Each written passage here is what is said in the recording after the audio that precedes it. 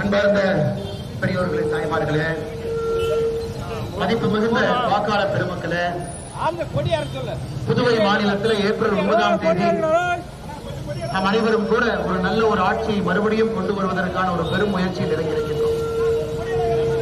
வருகின்ற எல்லா இடத்திலும் கூட 5 ஆண்டு காலம் நம்முடைய ஆட்சியை பார்த்த பொதுமக்கள், நம்முடைய சகோதர சகோதரிகள், தாய்மார்கள் எல்லோரும் ஒரு சின்ன புன்னகையோடு மறுபடியும் இந்த ஆட்சி வர வேண்டும். 30 சட்டப்பேரவை தொகுதியில 30க்கு 30 புதுவையில வாழுகின்ற காமராஜராக இருக்கக்கூடிய ஐயா என்.ஆர். ரங்கசாமி அவர்கள் மறுபடியும் புதுவையினுடைய முதலமைச்சராக வர வேண்டும் என்கின்ற மக்களுடைய புன்னகையிலிருந்து நமக்கு தெரிகிறது என்று சொன்னது.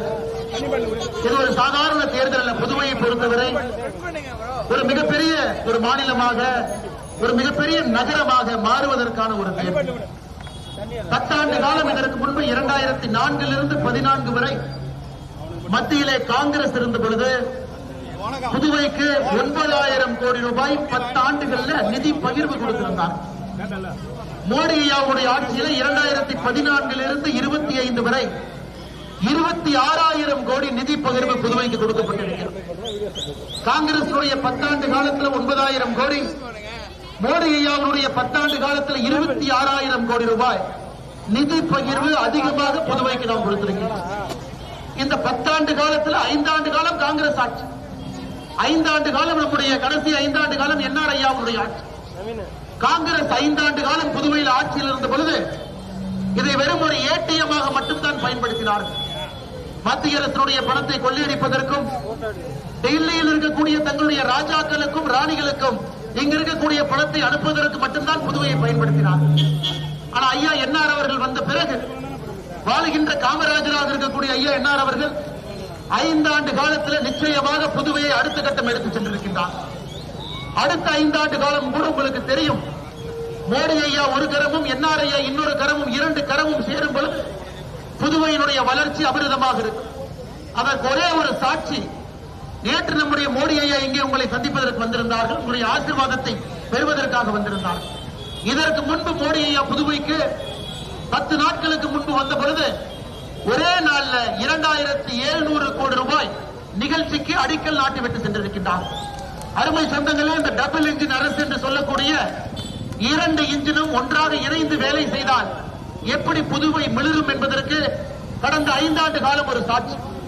அருமை சொந்தங்களே, நமக்கு தெரியும் புதுவையை பொறுத்தவரை இன்னைக்கு நம்முடைய அரசு உங்கள் முன்னால் ஒரு பெரிய வாக்குறுதியை நாம் கொடுத்திருக்கின்றோம். சிவப்பு ரேஷன் அட்டை வைத்திருக்கக்கூடிய சகோதர சகோதரிகள், தாய்மார்களுக்கு நாம் 2,500 ரூபாய் உரிமை தொகையை உயர்த்தி இருக்கின்றோம்.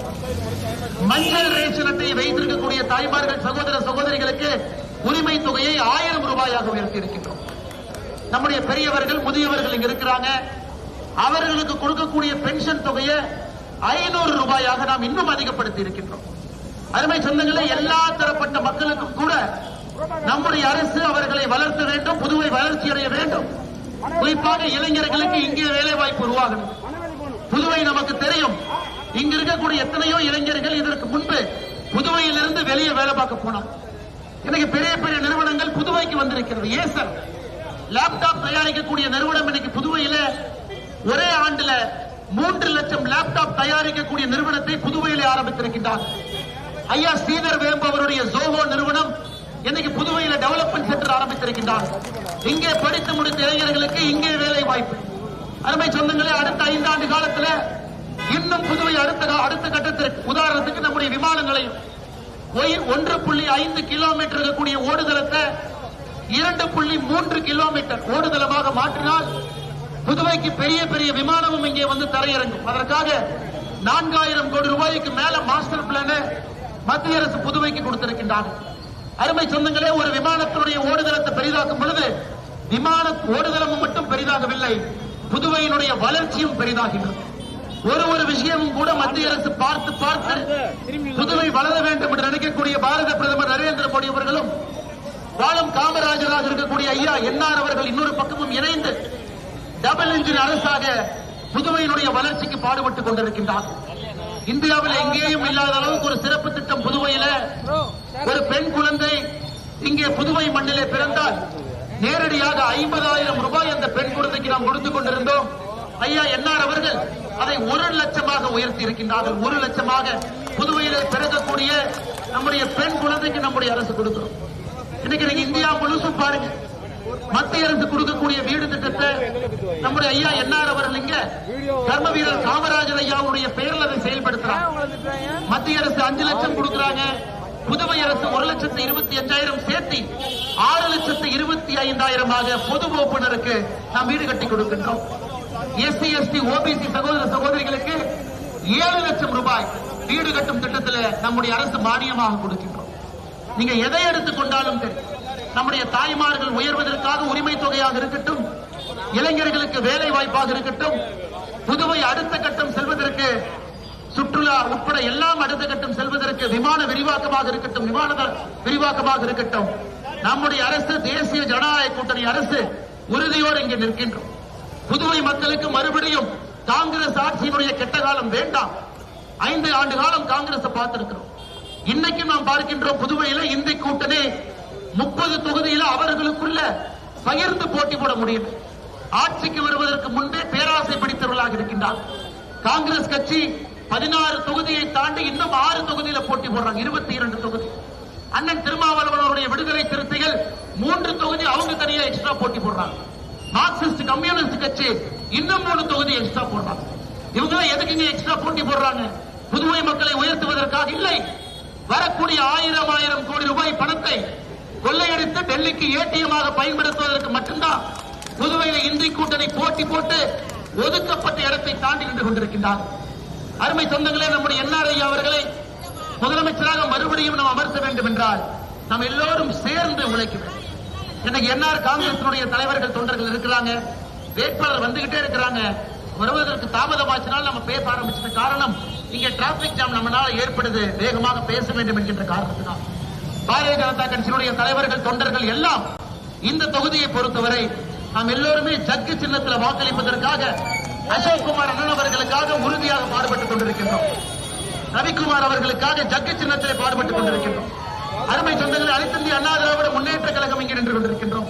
அம்மா மக்கள் முன்னேற்ற கழகத்தினுடைய தலைவர்கள் தொண்டர்கள், பாட்டாளி மக்கள் கட்சியினுடைய தலைவர்கள் தொண்டர்கள், தமிழ் மாநில காங்கிரசினுடைய தலைவர்கள் தொண்டர்கள், நாம் எல்லோருமே இந்த தொகுதியில ஜக்கு சின்னத்திலே வாக்களித்து இங்கே வெற்றி பெறக்கூடிய நம்முடைய வெற்றி வேட்பாளர் 30க்கு 30 புதுவை, அதிலே மறுபடியும் முதலமைச்சராக அண்ணன் என்ஆர் அவர்களை, வாழுகின்ற காமராஜர் அவர்களை அந்த நாற்காலியில் அமர்த்தணும்.